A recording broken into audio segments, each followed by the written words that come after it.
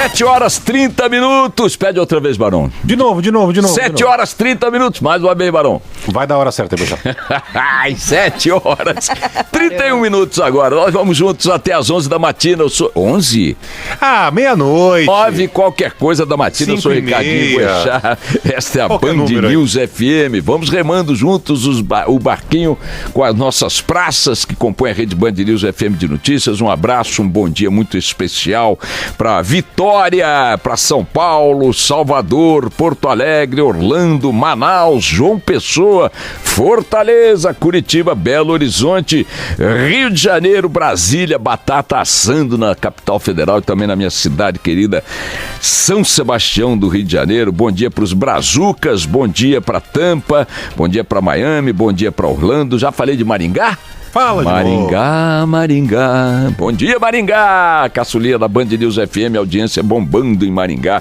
Muito obrigado também para você que nos acompanha em outros estados, em outras cidades, em outras regiões, países, galáxias. Mande para cá suas mensagens no ouvinte@bandnewsfm.com.br, ouvinte@bandnewsfm.com.br. Também tem o WhatsApp, anote aí, 11 999 592 100, 11 999 592 100. Muito obrigado por seu carinho, por sua vigilância. Bom dia também para o nosso Luiz Megali, para a nossa Júlia do Ailib, aí no comando do Café com Jornal, da bancada do Café com Jornal. Bom dia, Megali. Bom dia também para quem está hoje lá, Patrícia Rocha, no Band News TV. Saudações aí para toda a equipe do Band News TV, um adeuzinho aqui para Patrícia Rocha. Sintonize agora as imagens do Band News TV, da nossa Band News TV e também da TV Bandeirantes. Você terá então as imagens do Megali, da Júlia do Ailib, dos estúdios do Café com Jornal. Bom dia para ambos, um abraço especial também, um grande abraço para o nosso Mauro Soares, nosso Gravatinha, os espectadores ouvintes aqui da Band News FM. Se você não manda mais um abraço para o Mauro Soares, eu digo mando, mas ele não aparece na tela na hora que eu tô falando, tá sendo boicotado. Olha aí o Mauro Soares, cadê a gravatinha, Mauro? Abandonou a gravatinha, nosso Mauro Soares hoje. Bom dia pra vocês, vamos tocar o barco. Olha aqui, assuntos gerais aí na ordem do dia, daqui a pouco o Rodrigo Orengo vai detalhar isso. Há uma reunião de ministros do Supremo hoje com a ministra Carmen Lúcia, para que estes ministros expressem à presidente da mais alta corte do país. Me dá minha caneta, Letícia Curatomi, a presidente da mais alta corte do país, a sua vontade de que aquela discussão de mérito sobre a prisão em segunda instância, após condenação em segunda instância, seja levada à discussão do plenário do Supremo. Para que isso aconteça, cabe à presidente da corte pautar o tema. E ela tem sido muito resistente desde o primeiro momento, afirmando que pautar o tema da discussão de assunto já decidido pelo Supremo em 2016, agora, em função do clamor em torno do processo do Lula, ou de qualquer processo específico, seria apequenar a corte. Ontem, a ministra Carmen Lúcia deu uma entrevista à TV Globo, que eu vi um pedaço da entrevista grande no Jornal Nacional, depois foi reproduzida na íntegra no jornal Mais Tarde da Globo. Foi na Globo News depois, né, Bruxa? Na Globo News também, enfim, nos telejornais da Globo.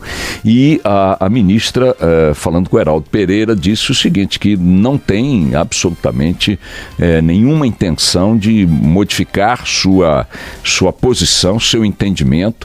Ela diz que a corte já tinha decidido contrariamente à prisão em segunda instância em 2009. 7 anos depois, 2016, voltou a discutir o assunto no mérito e mudou de posição. O que antes era uma posição do Supremo contrária à prisão em segunda instância, em 2016 passou a ser favorável à prisão em segunda instância. Carmen Lúcia entende que esse instituto, esse entendimento da lei, de que manda o condenado em segunda instância começar a cumprir a pena, é um instrumento importante para o combate à corrupção, para para atender ao clamor da sociedade de que quer efetividade da justiça na punição aos criminosos, classificou o crime de corrupção como um crime gravíssimo, um crime inaceitável, e nesse sentido seu discurso tem ampla aceitação junto à população brasileira.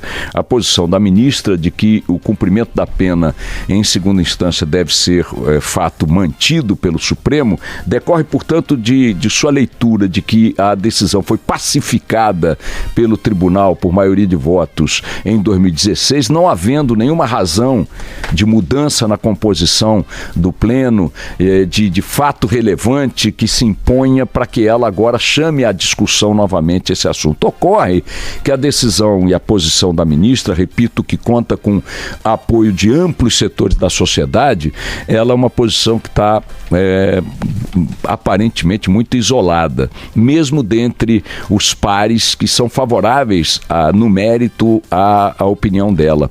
Eles querem, mesmo concordando com ela no mérito, que a discussão seja feita novamente em plenário para que, por maioria de votos, seja decidida a manutenção do status atual definido em 2016, ou seja modificado, vale dizer, derrubando a possibilidade de que condenados em segunda instância passem a cumprir a pena enquanto recorrem à última instância para poder fazer, quem sabe, a revisão das punições que receberam. É provável que hoje, nessa reunião, isso é meramente palpite meu, lá vai a língua para a guilhotina, a ministra bata o pé de que não colocará em pauta por iniciativa própria essa questão, mas os ministros, depois de comunicar-lhe seu desejo de que isto seja discutido, poderão, valendo-se do regimento do mesmo Supremo, fazer com que a discussão vá para o plenário. Não é apenas a pauta determinada monocraticamente pela presidente da Corte que determina o que vai ser votado, já que os ministros, individualmente ou em conjunto, como queiram, têm a possibilidade de recorrer à mesa apresentando as questões que considerem prevalentes naquele momento, e é isso que parece que vai acontecer. Com isso se daria o seguinte fenômeno: a ministra preservaria sua posição, não abriria mão do seu entendimento como presidente e como magistrada, não colocaria o julgamento para ser rediscutido, a questão para ser rediscutida, e sucumbiria ao desejo dos demais ministros de fazer com que esse assunto sim seja discutido, não pelo recurso de colocá-lo na pauta pelo ato da ministra, mas sim por recurso de colocar diretamente à mesa por iniciativa de um dos membros da Corte, de um de seus juízes. E aí vamos para o julgamento dessa questão. Há uma incógnita. Ninguém sabe se, mesmo levando esse assunto ao plenário, a decisão de 2016 será modificada. Não sendo modificada, condenados em segunda instância poderão ser presos ou, preso estando, não poderão ser soltos, exceto se houver julgamento de algum habeas corpus específico, em casos individuais, como seria, por exemplo, o caso do Lula. Há uma dúvida muito grande sobre qual será a decisão majoritária do tribunal. Lembrando-se que, se houver um empate entre seus ministros, a ministra, como voto de Minerva, dará o ganho para a permanência da lei como está hoje pacificada pelo Supremo. Mas há muita gente que acha que houve mudanças nos votos dos ministros. O próprio ministro Alexandre de Moraes, que todos imaginavam que seria contrário ao cumprimento da pena em segunda instância, no único pronunciamento, no único voto que deu desde sua posse no Supremo em assunto dessa natureza, votou pela manutenção da prisão em segunda instância num caso específico. Mas há gente que diz que ele votou naquele caso daquela forma, mas que do ponto de vista geral não votará dessa maneira. Nesse caso, com a mudança de voto, já que o antecessor dele, aquele de quem ele ocupou a vaga, tinha votado favoravelmente à prisão, a mudança de voto dele seria votar contra a prisão, teríamos um voto que já desequilibraria o resultado, que foi por um voto de diferença em 2016. Além disso, isso, temos declaradamente a mudança de posição do ministro Gilmar Mendes, que naquela ocasião votou favoravelmente a prisão em segunda instância e de lá para cá, em várias ocasiões, tem se manifestado contrário a esse instituto de forma bastante explícita. Resta saber se entre os ministros que antes foram contrários a isso, terá havido alguma mudança.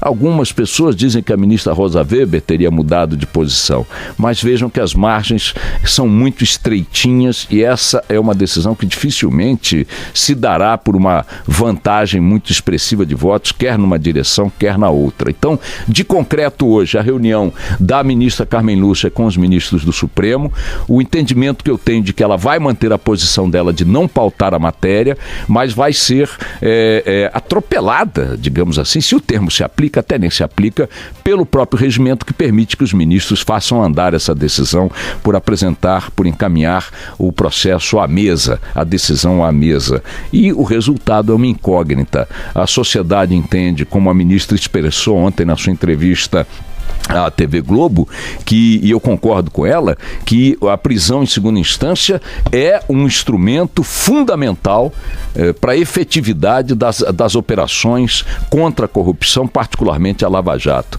O Ministério Público Federal entende dessa maneira também. A Polícia Federal entende dessa maneira também.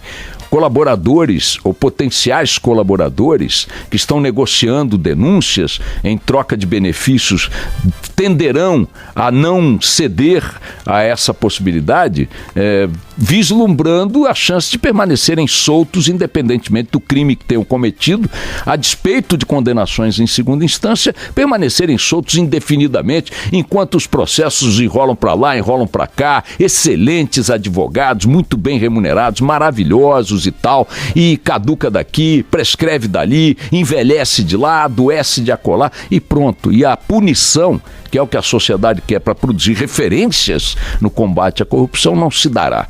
Estamos diante hoje de um dia decisivo no Supremo, repito, e não apenas em função do episódio Lula. Estamos diante de um evento hoje que até a visibilidade prevalente do caso Lula prejudica a leitura da gravidade deste ato no seu conjunto. A gravidade desse ato no seu conjunto não tem a ver só com a prisão do Lula, tem a ver com todo o conjunto de prisões ou possíveis prisões relacionadas a atos de corrupção.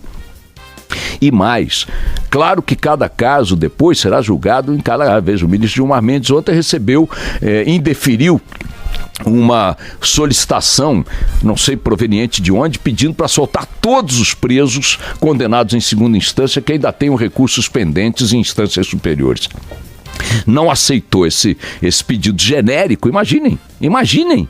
Quem está por aí preso por crime comum, crime bárbaro, em segunda instância, ia para a rua. E o ministro disse, genérico não dá, está muito inespecífico, muito abrangente, tem que ser caso a caso. Então, lá para frente, mesmo que o Supremo modifique o seu entendimento, ainda haverá a palavra final, né, do ministro que julgar o caso, da turma que julgar o caso, e até mesmo do pleno, se vier a julgar um caso, cada caso será um caso.